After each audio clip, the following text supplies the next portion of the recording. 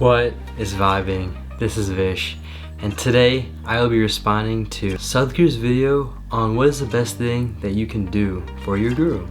This video is going to be a special shout out to Cheti Ratna Kumar. She had requested this video and I want to thank her for this recommendation. I'm a meditation coach and have guided hundreds of people on their meditation journeys. If you have any questions as to how to meditate or how to continue your practice, either comment down below or message me on Instagram at VishVibes. Sadhguru is a yogi, mystic, and visionary who has very beautifully guided the self in the spiritual journey. The self is very thankful for his presence at this time and space. He is helping to enlighten the world and is a very selfless person. He is a huge inspiration. The self is here just to spread awareness to meditation, as meditation has helped the self, and even the nuggets of wisdom that he drops, the self would love to share with you all. With that, let's get straight into the video. Sadhguru, what can I do for my guru? How can I support you? I felt that I want to do something. I didn't know what. The best thing you can do is don't poison yourself with all those things. That's the best thing you can do for your guru. I want all of you to remember this. The best thing that you can ever do for your guru, if at all if you feel like you want to do, is that you drop your nonsense and grow. What's the best thing a garden can do for a gardener? To grow and bloom, isn't it? Okay, real quickly, that was a beautiful analogy. Wow, I just have to let that sink in. Wow. The garden and gardener example. No, we want to do this to you, we want to do that to you. That's not the intention. That's not the goal. The best thing you can do for anybody is, you must do what they want, isn't it? Not what you want. Always this is the problem. The best thing you can do for anybody is, you must do what they want. All this activity,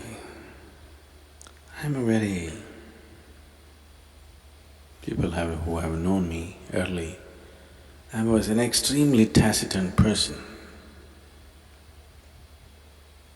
I never said anything. There were days when I was not on silence, nor was I spiritual, okay? I was just there, because most of the time, whether you went to school or college or wherever you went, whether the students spoke or the teachers spoke, everybody spoke such nonsense.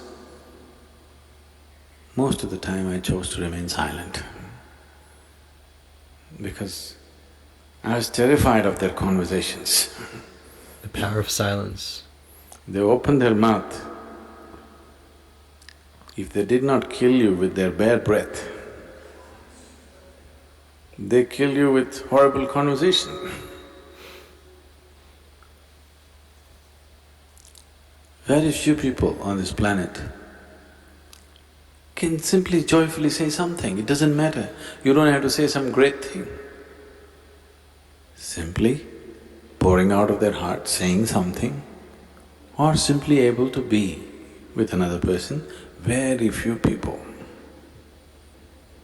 All others are desperately trying to be smart, or they're repeating something they heard somewhere, something they read somewhere, some nonsense endlessly. So I would never speak. Very rarely I would speak.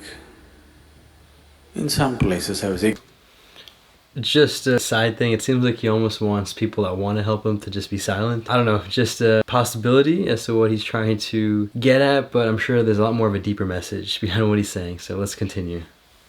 exuberantly boisterous, but in most of the other places I was… Because I understood if I don't speak, they won't speak, that saves me.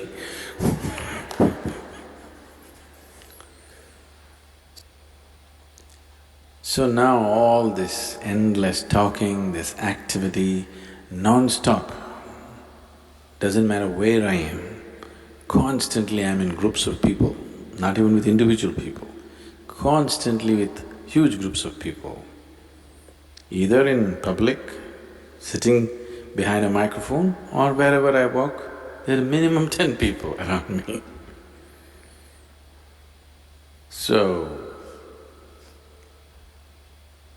this is not my personal choice. This is a terrible need that there is in the world. That if you do not communicate the way people know, if you do not behave and act the way people know right now, if you don't walk 2 steps with them, you can never walk them in a different direction. So, there is nothing you can do. The best thing you can do is you grow and blossom. Drop your nonsense. Your past nonsense, you leave it to me. Present nonsense, you handle. If you do that, that's the best thing. Now suppose you died. Even if I died, I will not stop the spiritual part of my activity. So I'm not so concerned about that. Yes, we're concerned. The foundation could be hurt, activity could be hurt, but not the spiritual part of the work. Interesting. The concern is that people will be here and if they don't grow.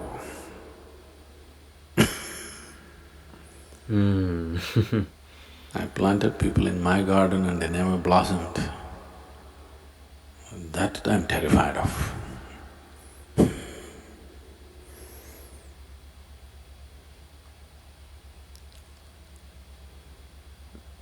So, those of you who are very patient, who want to come here for 10 lifetimes and do it, I'm okay with them, but I think we must build an outer ashram for them. Even here there is, in a way, but we wouldn't like that to be here because of various reasons. We would like everybody who comes here to be absolutely there in the very core of what's happening. I don't want to create a core and a periphery here. Here there's only one burning spot, that's everywhere. So, if you know, you've seen the popcorn? You never seen popcorn? I've seen popcorn, I think. That's what he's saying. It's just a damn corn, how it flowered, the right amount of heat. But some get burnt, some won't pop. That's because they don't. All of them were given the same heat, but some don't receive it properly. They do funny things, and instead of popping, they get charred.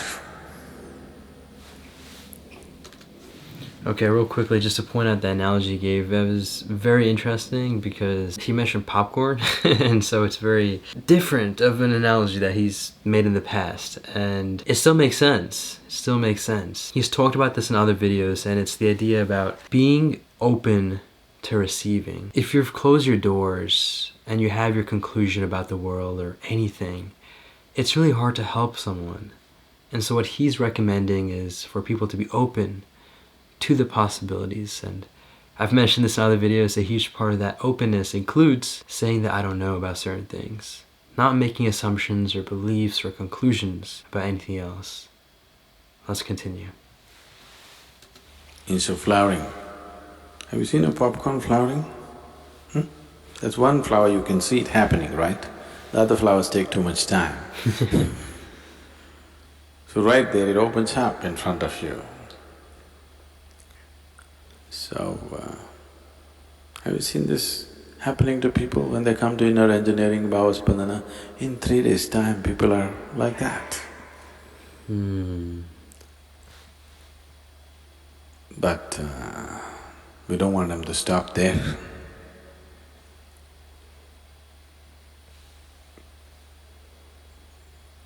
Because we are Attanika Asapadu people. You know what that means? I do not.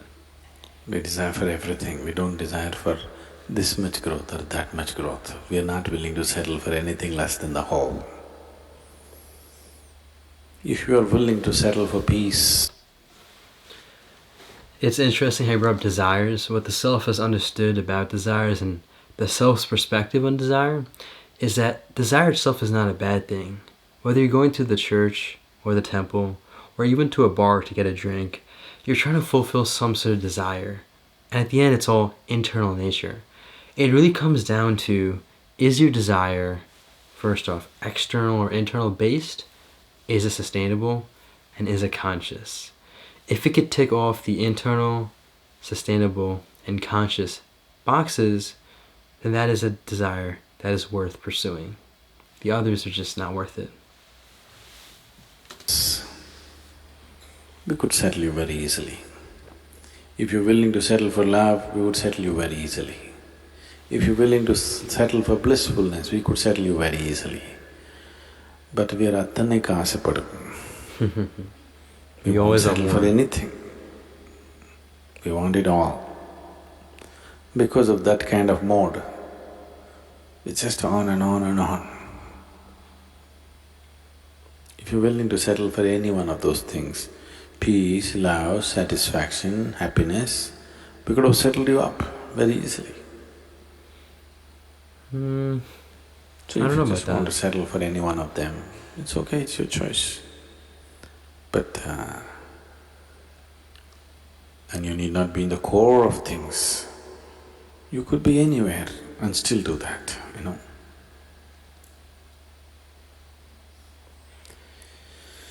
So, what could I do?